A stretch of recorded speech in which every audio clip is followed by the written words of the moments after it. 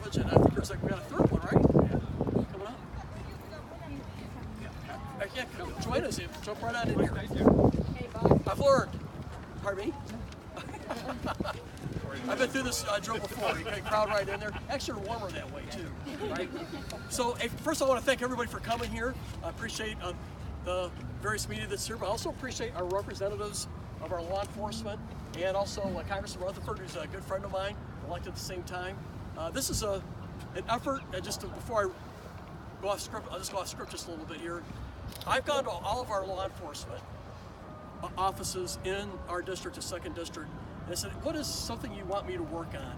And I heard two things, and this is one of them, LEOSA, Law Enforcement Officer Safety Act. And I heard this from our law enforcement repeatedly. The first time from Sheriff Tim Dunning, I heard it multiple times thereafter. And so we've been working on this bill in partnership with Congressman Rutherford, but also 13 different organizations that represent law enforcement giving us input. So we think we crafted a really good bill that we want to build on and get passed. So with that, good afternoon. I want to thank you for being here. This week I introduced a bill in the House of Representatives that offer real solutions to address the rise of violence against our law enforcement officers and in our communities. It's the LEOSA Reform Act. Standing here with me are members of Congress. We've got one more coming, and they're all part of the original sponsors of this. And then we've got veterans of the police force here. They each know firsthand the evolving threats facing our communities and are dedicated, as I am, to ensuring American heroes are prepared with resources they need to protect themselves and others should a critical incident occur close by. I wish to thank each of them for their service in uniform, their leadership in Congress, and for making it a high priority to support our law enforcement community who have given so much to our nation. We're joined here by a coalition of 13 member organizations. We have 3 here with us today. We have a coalition of 13 different police organizations that have been a part of this, representing law enforcement associations endorsing this LEOSA Reform Act. Their membership representing over 680,000 police officers and agents from more than 65 different agencies, spanning over 2,700 chapters throughout the U.S. These selfless men and women who will be speaking to you shortly have proven their ability to exercise the firearm privileges provided under LEOSA in a responsible manner. I can think of no better group of individuals who understand the risks and challenges facing today's police officers. They all have been instrumental in our efforts to make existing laws stronger and more workable for those seeking its benefits, which Congress has determined they deserve. I want to thank you all for being here today and standing with us and helping us with this effort. The core of the LEOSA Reform Act is about responsibility. Our responsibility to provide greater public safety for law enforcement in our communities at home. Many of us know an officer's call to protect and serve extends far beyond the sworn duties of their official capacities, and thanks to LEOSA, so does their privilege to conceal carry. Unfortunately, the number of officers killed in ambush-style attacks has risen at an alarming rate of 62% from 2015 to 2016. The somber reality that our police are facing greater and greater dangers is compounded by the unintended risk many officers have been left to assume when carrying in accord with LEOSA due to inconsistent implementation by some states. After hearing their stories, I learned something else, that we aren't doing enough to support our law enforcement, that current restrictions hinder their ability to carry in a capacity that is safest for them and the public, and that Congress's responsibility to provide greater public safety for officers in our communities is falling short. I've learned that individuals qualifying under LEOSA are seasoned veterans of the police force with over 10 years of service, are free of alcohol impairment and mental illness issues, are in every community, and have completed extensive and required training to properly handle a firearm. I learned that an individual with a CCW permit can carry their firearm in schools and national parks within their state, but a qualified retired officer or active duty officer visiting from another state cannot. I've learned that LEOSA certification currently requires annual qualification to the state's standard for law enforcement, or on the qualification standard of their former employing agency. This is a problem for those who reside in states in which there is no state standard for law enforcement. Those states that have different standards for active versus retired law enforcement, and those states that prohibit their certified firearm instructors from qualifying retired officers. So we can do better. Currently, qualified retired or off-duty officers are restricted from carrying in certain venues. This bill expands the LEOSA privilege to allow carry on to gun-free school zones in our national parks, and our federal security level 1 or 2 civilian public area access facilities, on state, local, and private property otherwise open to the public, as well as common carriers, including all ground and water-based transportation. Currently, LEOSA provides an exemption from state and local restrictions on ammunition, but not restrictions on magazine size.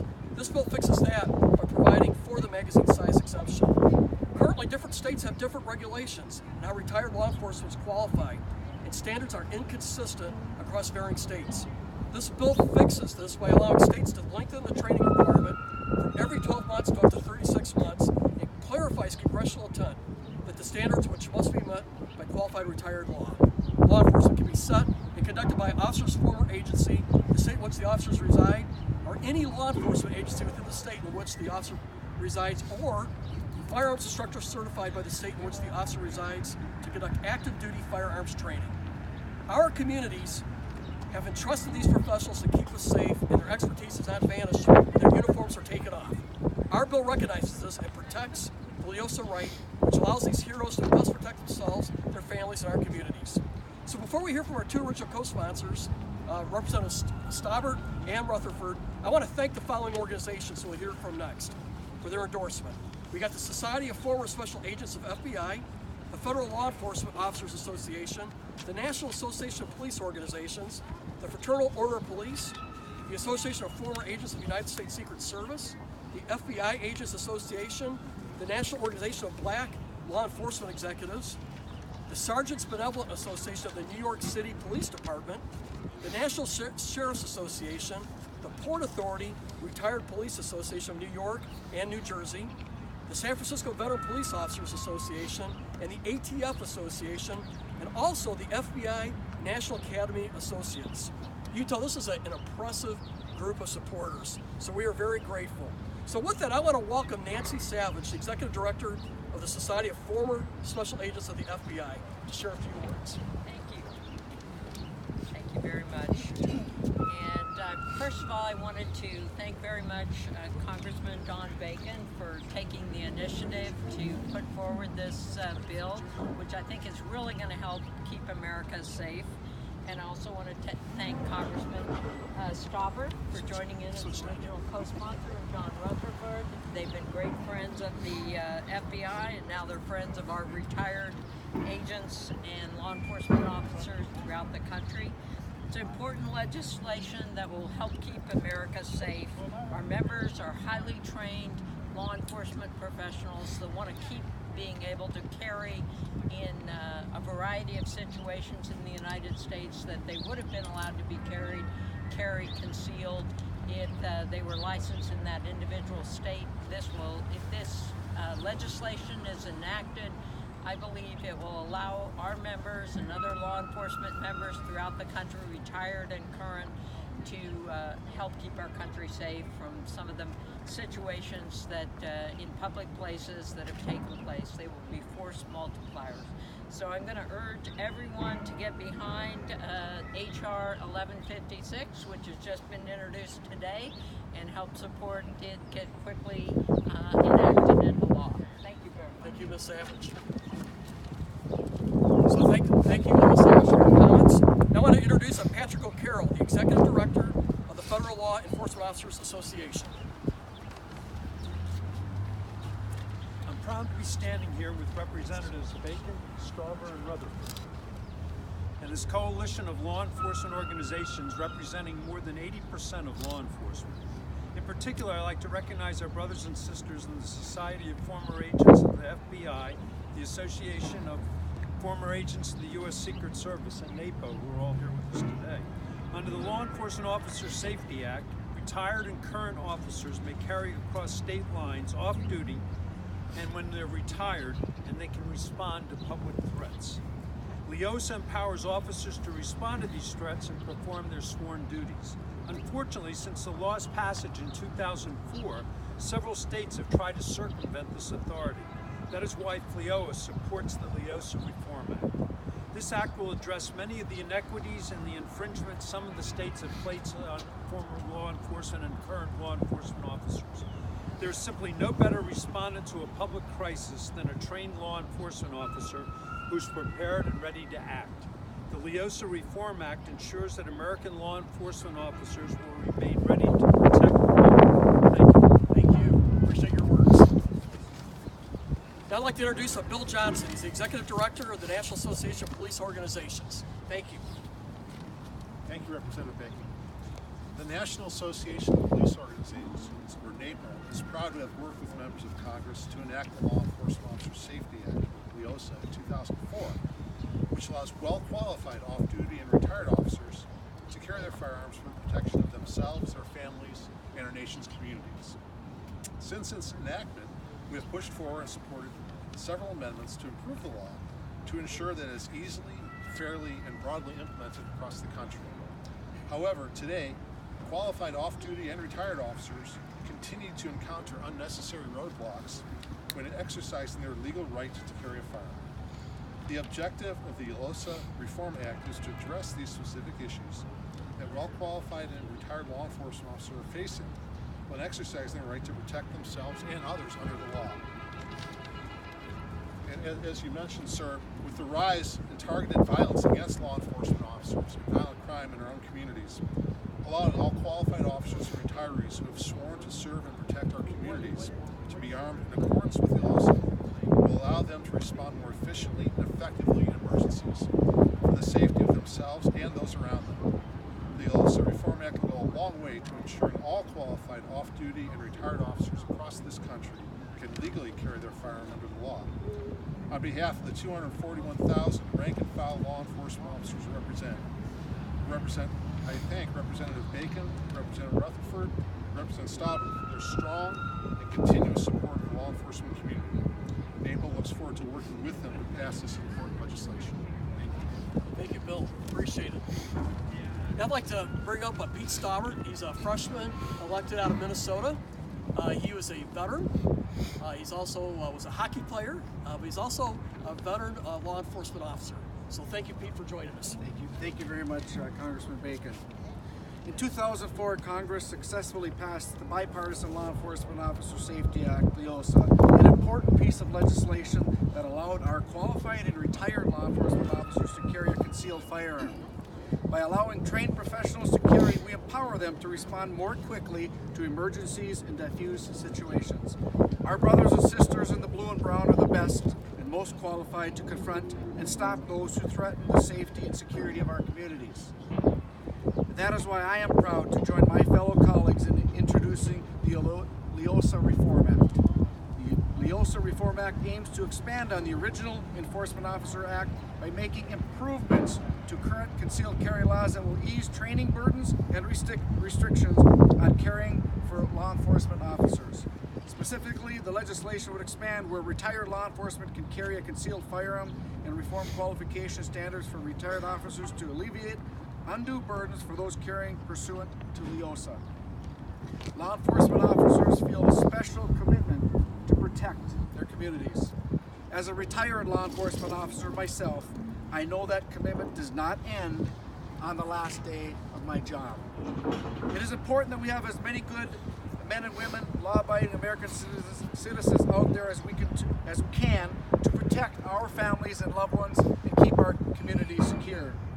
I want to thank Representative Don Bacon for his hard work on this bill and his continued commitment to our law enforcement community, and as well Congressman Rutherford. Thank you.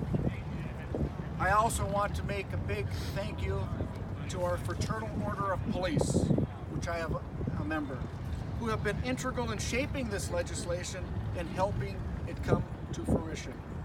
I am excited to work with this dedicated group of members on other law enforcement policy issues in the future as well.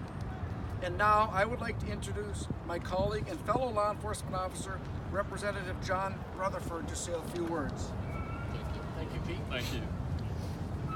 As a law enforcement officer, my fundamental duty is to serve mankind, to safeguard lives and property, to protect the innocent against deception, the weak against oppression or intimidation, and the peaceful against violence or disorder, and to respect the constitutional rights of all men to liberty, equality, and justice. That is the first paragraph of the Law Enforcement Officers Code of Ethics. And I want to thank General Bacon for working on this reform bill that recognizes the commitment that men and women all across this nation make to their community. And as was said just a moment ago, when we retire, that commitment does not end. It continues on. And so, General, I thank you for strengthening the LEOSA bill that allows officers to carry, but will make us more efficient, more effective, should we run into one of those situations where we're called upon to act in a way to, again, protect and serve. And so I thank you for that, and officers and communities will be safer as a result of the LEOSA Reform Act. Thank you. Thank you, I appreciate it. Thank you. So, let me make a couple more comments here. So I just want to close with this. We love our law enforcement. They put their lives on the line every single day. And this bill is a commitment to them, to give them better tools while they're active police, but also after when they retire. And I appreciate our local law enforcement Omaha area that gave us this idea to work on. And I've been hearing from law enforcement officers from California to New York on this. So I've been in contact on social media I got Facebook, Twitter, you name it, everywhere, email, text. I've been hearing from people I don't know, but from all over the country that are excited about this bill. Secondly, I just want to say the hard work is beginning, because we need all of our organizations, these 13 organizations, to engage their congressmen or congresswomen so that we get more of these folks. This bill has a history of bipartisanship, and we want it to be that way. So now we have to do the hard work to get it over. And finally, Congressman Rutherford just sort of mentioned what to me is a key point. If I'm ever in a situation, in a crisis, where people's lives are at risk around me, I sure hope I have a retired cop nearby that's armed, that can respond. And ultimately, this is what this bill is about. Thank you for being here. Thank you all for all of you.